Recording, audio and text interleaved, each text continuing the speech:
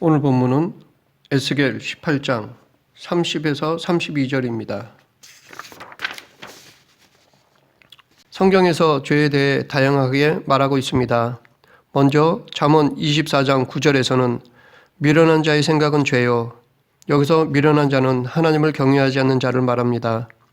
로마서 14장 23절 하반절에서는 믿음으로 쫓아하지 아니하는 모든 것이 죄니라. 야고보서 4장 17절에서는 사람이 선을 행할 줄 알고도 행치 아니하면 죄니라. 이렇게 성경에서는 죄를 다양하게 정의하고 있습니다. 그러면 죄의 결과는 어떠한지를 살펴보면 로마서 6장 23절 하반절에서 죄의 삭은 사망이요 죄의 결과는 죽음이라는 것입니다. 또한 요한복음 8장 34절 하반절에서는 죄를 범하는 자마다 죄의 종이라. 죄의 결과는 죄의 종로로 타는 것입니다. 이렇게 죄의 결과도 다양하게 말하고 있습니다.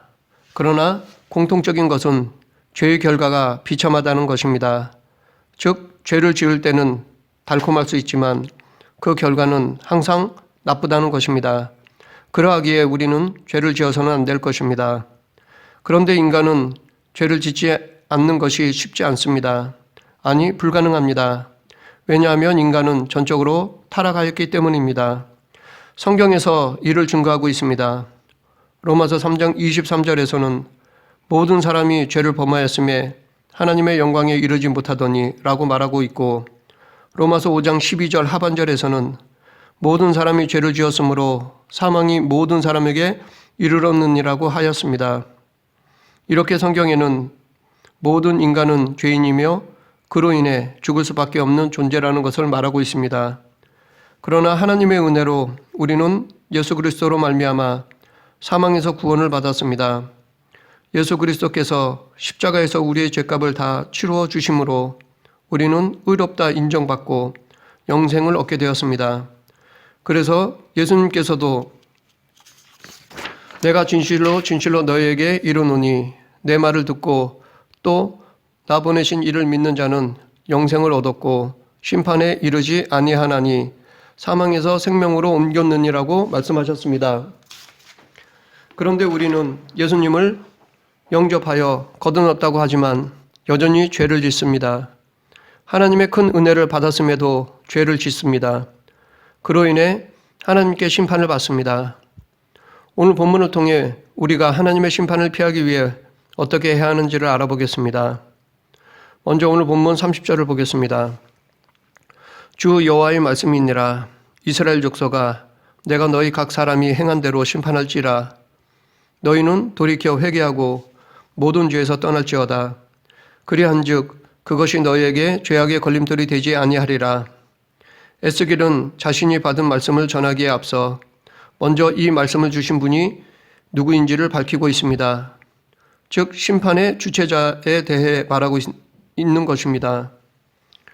주 여호와의 말씀이니라. 심판의 주체는 여호와이십니다. 이것은 곧 에스겔이 전하는 말이 자기 생각, 자기 주장이 아니라는 것입니다.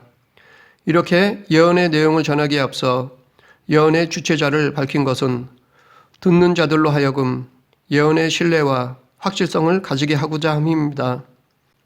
왜냐하면 이 여호와라는 이름은 듣는 자들로 하여금 모세 때 애굽으로부터 인도해 주신 하나님을 기억하게 하고 또한 40년 동안 광야에서 불기둥과 구름기둥으로 지켜주신 하나님을 기억하게 하기 때문입니다. 그리고 적과 꿀이 흐르는 땅으로 인도해 주신 하나님을 기억하게 하여 그런 여호와께서 하신 말씀이라면 반드시 들어야 하는 것이기 때문입니다. 또한 이렇게 예언의 주체자를 밝힘으로 바벨론의 포로로 잡혀온 유다 백성들에게 다시 소망을 주고 격려하고자 함이라 봅니다. 비록 그들이 하나님의 심판으로 바벨론으로 포로로 잡혀왔지만 이 하나님의 심판은 그들이 미워서가 아니라 오히려 사랑하시기 때문인 것이었습니다. 다시 말해 유다를 향한 하나님의 심판은 징계 그 자체를 목적으로 한 심판이 아니라 다시 회복을 위한 채찍이라는 것을 가르쳐 주고자 한 것이었습니다. 이는 우리도 마찬가지입니다. 그리스도인이 징계를 받는 것은 다시 회복시키고자 하시는 하나님의 사랑의 표현입니다. 당신과 다시 관계를 갖기 위한 조치입니다. 그렇기 때문에 하나님의 징계에 서운해하기보다는 징계 중에 죄를 깨닫고 돌이켜야 합니다. 물론 우리의 근시안적인 시선으로는 혹은 자기중심적인 생각으로는 이 큰 하나님의 사랑을 깨닫지 못합니다. 징계를 받는 당시에는 불평, 불만 혹은 원망이 생길 것입니다. 그러나 시간이 지나면 하나님께서 왜 그때 그런 징계를 하셨는지 깨닫게 되고 오히려 감사가 나옵니다. 그러하기에 우리는 지금보다 더 믿음이 성숙하여 징계를 받는 당시 때부터 하나님께 감사하는 그리스도인이 되어야 할 것입니다. 그러기 위해서는 내 중심으로 상황을 바라보는 것이 아니라 주님 중심으로 살아가야 할 것입니다. 그러면 우리를 사랑하시는 하나님은 우리가 죄를 지으면 어떻게 심판하십니까? 너희 각 사람이 행한 대로 심판할지라. 하나님은 우리가 행한 대로 심판하십니다. 더하거나 빼지 않고 딱 우리가 행한 대로 심판하십니다. 또한 이것은 남의 죄로 인해 내가 심판받지 않고 내 죄로 다른 사람이 심판받지 않는다는 것을 의미하기도 합니다.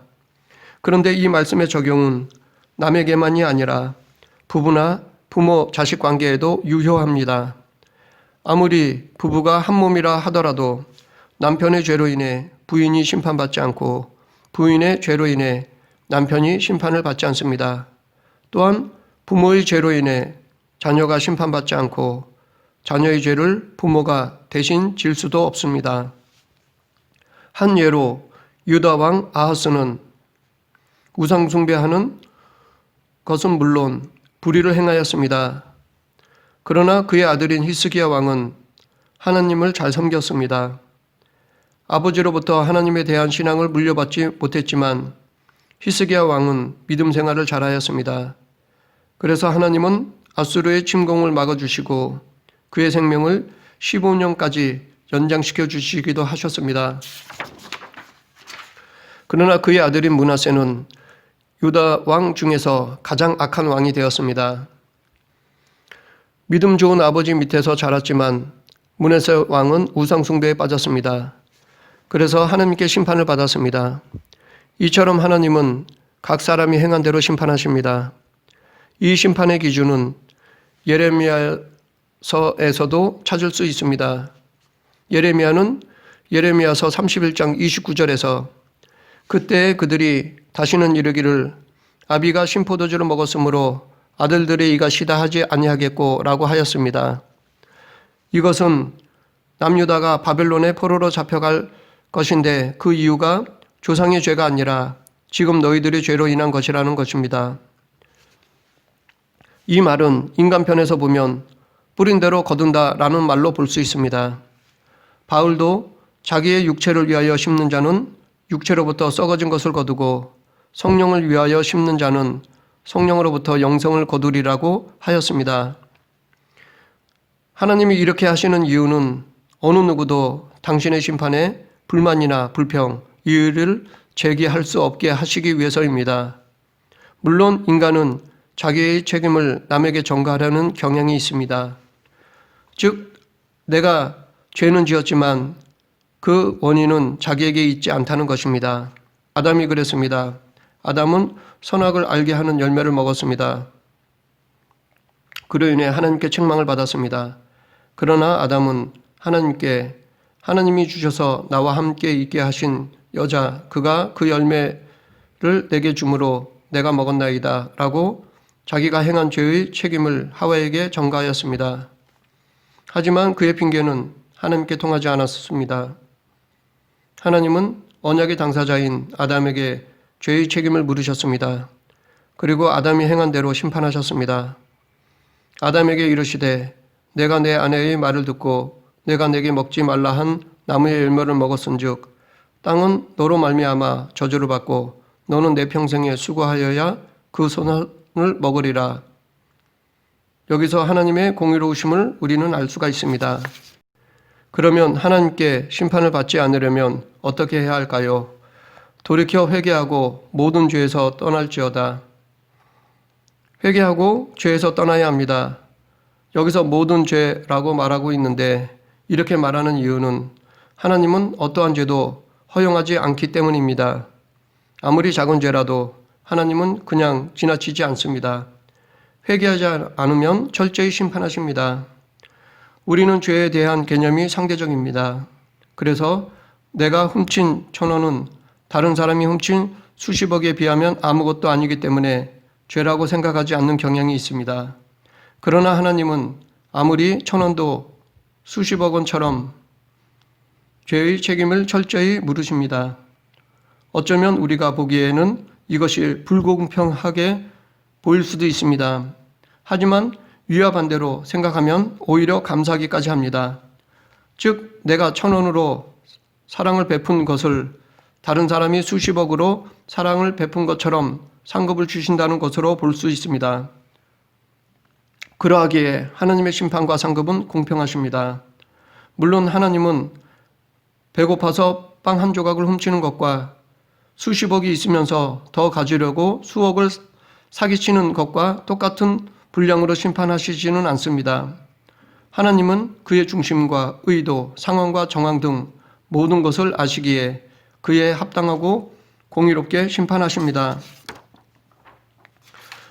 그런데 우리가 회개하면 하나님은 우리를 사랑하시기에 회개하는 자를 긍휼히 여겨주시고 용서해 주십니다.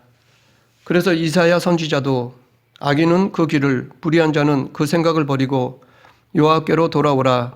그리하면 그가 긍휼히 여기시리라. 우리 하나님께로 나아오라. 그가 널리 용서하시리라고 하였습니다.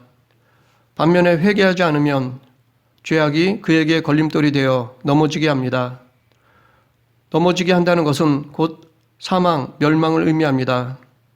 이처럼 죄는 우리를 가만히 두지 않습니다. 반드시 넘어지게 하여 사망, 멸망에 이르게 합니다. 그래서 위에서 살펴보았듯이 죄의 삭은 사망인 것입니다. 그렇기 때문에 우리는 죄를 범하지 말아야 합니다.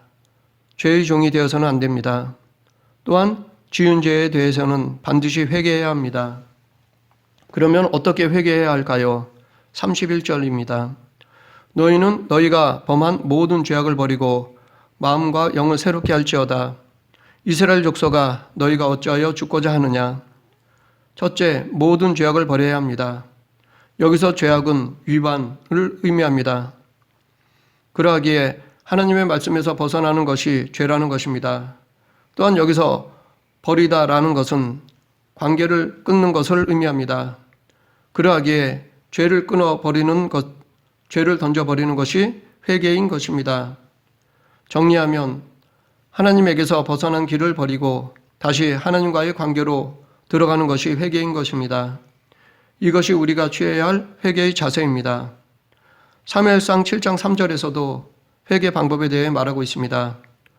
사무엘이 이스라엘 온 족속에게 일러 가로되 너희가 전심으로 여호와께 돌아오려거든 이방 신들과 아스다롯을 너희 중에서 제하고 너희 마음을 여호와께로 향하여 그만 섬기라.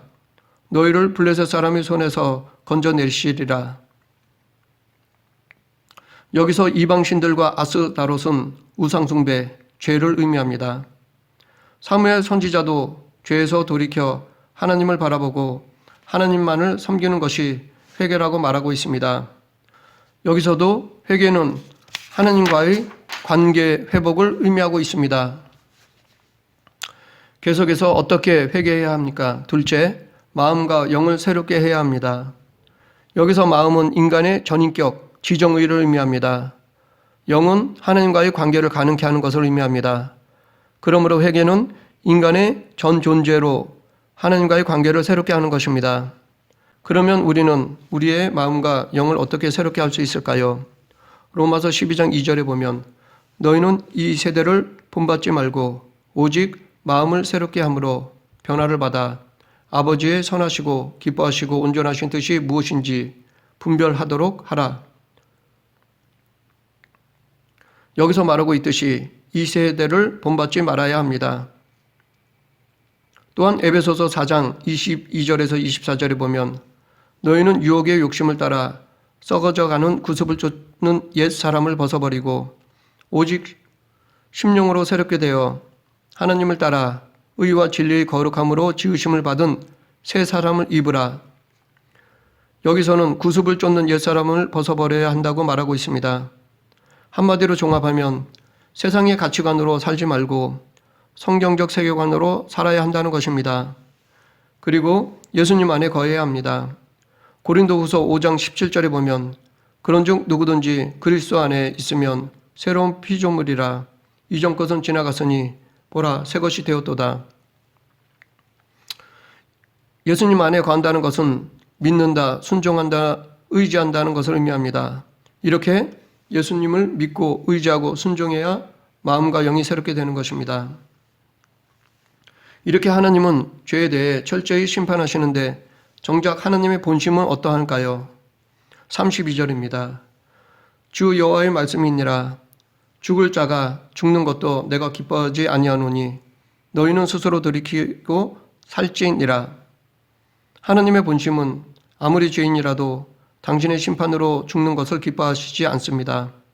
왜냐하면 하나님께서는 회개를 통해 사망을 피할 수 있는 길을 우리에게 주셨기 때문입니다. 이처럼 하나님은 당신의 백성을 벌하시기보다는 회개하여 스스로 돌이키기를 바라십니다. 예레미야애가 3장 33절에서 주께서 인생으로 고생하며 근심하게 하심이 본심이 아니시로다 라고 하나님의 본심을 밝혔습니다. 그래서 하나님은 우리의 죄에 대해 오래 참으시는 것입니다. 한 명이라도 심판받지 않고 회개하여 은혜를 누리기를 바라시는 것입니다. 이 하나님의 오래 참으심은 우리를 사랑하시기 때문입니다. 이는 마치 자녀에 대한 부모의 사랑과 같습니다. 아니, 그보다 더 크신 사랑입니다. 압살롬은 자신이 왕이 되고자 하였습니다. 그래서 쿠데타를 일으켜 아버지 다윗과 전쟁을 하게 되었습니다. 많은 군사들을 이끌어 아버지 다윗을 죽이고 자신이 이스라엘 왕이 되려 하였습니다. 반면에 다윗 왕은 전투에 참가하는 자기 병사들에게 압살롬을 죽이지 말 것을 당부하였습니다. 요압이 압살롬을 죽였을 때 다윗은 압살롬의 죽음을 슬퍼했습니다. 비록 자신을 죽이려고 했던 압살롬이지만 사랑하는 자식이기에 그가 죽은 것을 기뻐하지 않았습니다. 이것이 부모의 마음입니다. 그런데 하나님은 이보다 더하십니다. 하나님은 당신의 독생자까지 아끼지 않으실 정도로 죄인인 우리를 사랑하십니다. 우리가 아직 죄인 되었을 때 그리스도께서 우리를 위하여 죽으심으로 하나님께서 우리에게 대한 자기의 사랑을 확증하셨느니라. 여러 자식 중에 한 사람만 다치거나 죽어도 부모의 마음은 찢어집니다. 그런데 자녀가 단 한 명인데 그 한 명을 희생시키는 부모의 마음은 찢어지다 못해 썩어 문드러질 것입니다. 우리 하나님이 이러한 심정을 겪으셨습니다. 이 아픔을 의로운 우리가 아니라 죄인인 우리를 위해 겪으신 것입니다. 이처럼 하나님은 죄인인 우리를 위해 가장 아끼는 것을 버리면서까지도 사랑하십니다. 그러하기에 과거에는 죄인을 돌이키고자 모세를 통해 율법도 주셨고 선지자들을 보내셨던 것입니다. 그러나 유다 백성들은 하나님의 말씀을 업신여기고 선지자들을 죽였습니다. 그래서 하나님은 당신의 공의로 그들을 심판하신 것이었습니다. 그리고 다시 회개하여 돌이키기를 바라시는 마음에서 이번에는 에스겔을 통해 당신의 마음을 전하시는 것입니다. 참고로 하나님의 사랑은 공의에 입각한 사랑입니다. 또한 하나님의 공의는 사랑에 입각한 공의입니다. 그래서 하나님은 인간을 사랑하셔도 죄는 용납하시지 않으시고 인간의 죄를 징계하셔도 사랑을 잃지 않으십니다. 공의가 없는 사랑은 사랑이 아니며 사랑이 없는 공의는 공의가 아닙니다. 하나님의 공의와 사랑은 완전하며 조금도 희석되지 않습니다. 그런데 인간은 이와 반대의 모습이 많이 보입니다. 사랑한다는 명목하에 자녀의 죄를 묵인하고 공의를 지킨다는 명목하에 없는 자, 약한 자를 핍박하는 경우가 있습니다. 이것은 진정한 사랑과 공의가 아닙니다. 아무리 사랑하는 자녀라도 죄에 대해서는 혼내서라도 돌이키게 해야 합니다. 또한 없는 자, 약한 자에게는 긍휼과 자비를 베풀어야 합니다. 이것이 진정한 사랑과 공의의 실천입니다. 예수님은 이 땅에 오셔서 조금도 부족하거나 좌우로 치우침 없이 사랑과 의를 완성하셨습니다. 그 예수님을 우리는 본받아야 할 것입니다. 말씀을 정리하겠습니다. 하나님은 우리가 행한 대로 심판하십니다. 그렇기 때문에 우리는 심판받지 않으려면 죄에서 돌이켜 회개해야 합니다. 우리가 하나님 앞에 온전히 회개하려면 첫째, 모든 죄악을 버려야 합니다. 즉, 다시 하나님의 언약 안으로 들어가야 합니다. 하나님과의 관계를 다시 새롭게 가져야 합니다. 둘째, 마음과 영을 새롭게 해야 합니다.